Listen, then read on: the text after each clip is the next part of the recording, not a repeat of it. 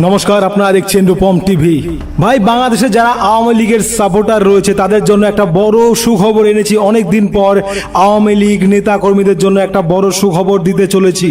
বাংলাদেশের জন্য সুখবর, ভারত এবং বাংলাদেশের জন্য এটা একটা বড় সুখবর। কারণ ভারত বরাবরই আওয়ামী লীগ শেখ মুজিবর শেখ হাসিনাকে সমর্থন জানিয়ে এসেছে। কারণ আওয়ামী লীগ শেখ মুজিবর শেখ হাসিনা সমস্ত লোকজনকে সাথে নিয়ে চলতে ভালোবাসে, হিন্দু মুসলমান ঐক্যমতে চলতে ভালোবাসে, ভারতের সঙ্গে সম্পর্ক রাখতে ভালোবাসে।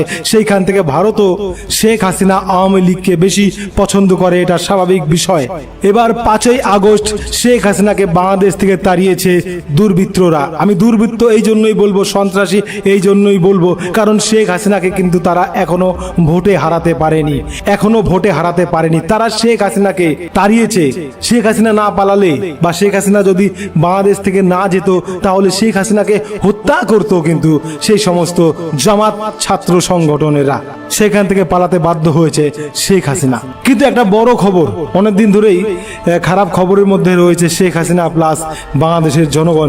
বাংলাদেশের বেশিরভাগ জনগণ কিন্তু শান্তি চায়। এই যে এখন যেটা চলছে তা কিন্তু লুটপাট, খুন জখম চলছে। কেউ ভালো নেই দাদা, কেউ ভালো নেই বাংলাদেশে। তো এখন যেটা খবর পাচ্ছি, এত কিছু করেও 20%-এর ওপরে ভোট পাচ্ছে না বিএনপি।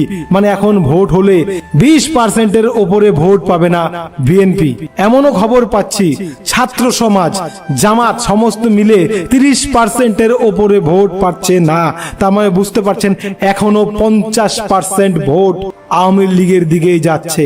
35% মানুষ এখনো কাকে ভোট দিবে বুঝতে পারছে না। তাহলে বুঝতে পারছেন এটা কিন্তু আমাদের সমীক্ষা না, এটা বাংলাদেশের জামাত, বাংলাদেশের ছাত্র সংগঠন, বাংলাদেশের সেই সমস্ত টিভি চ্যানেল যারা সব সময় শেখ হাসিনার বিরোধী করে তারাই কিন্তু এই সমীক্ষা করেছে। তারা বলছে 35% লোক এখনো কিছু বলতে পারছে না। এই 5 থেকে 10% ভোট নাকি আওয়ামী লীগ পাবে, 20% পাবে বিএনপি, আর 30 পাবে নাকি ছাত্র জামাত। তাহলে বুঝতে পারছেন 20% বিএনপি, 30% জামাত এবং ছাত্র বাহিনী, আর 35% নাকি কিছুই বলতে পারছে না। তো আমি আপনাদের বলে রাখি, এখন মুখের সামনে কেউ কিছু বলছে না, আসলে ভোট কিন্তু পাবে আওয়ামী লীগ। যতই চেষ্টা করুক, সংগঠন কিন্তু আওয়ামী লীগের কাছেই রয়েছে। যাদের বয়স 35 থেকে 40, 50, 60, 70 তারা সকলেই আওয়ামী লীগকে ভোট দেবে, অর্থাৎ শেখ মুজিবরকে ভোট দেবে। কারণ তারা জানে শেখ মুজিবর কত কষ্ট করে বাংলাদেশটা বানিয়েছিল। এখন যারা রয়েছে, যারা জামাত, যারা ছাত্র সংগঠন, তারা বেশিরভাগই রাজাকার বা পাকিস্তানের সমর্থন করছে। বুঝতে পারছেন? তখন যারা মুজিবরের বিপরীতে ছিল, এখনো তারা মুজিবরের বা শেখ হাসিনার বিপরীতে। একটু ভালোভাবে চিন্তা করবেন, তাহলে সব বুঝতে পারবেন। তো মোট কথা, এখনো ভোট হলে শেখ হাসিনাকে হারাতে পারছে না।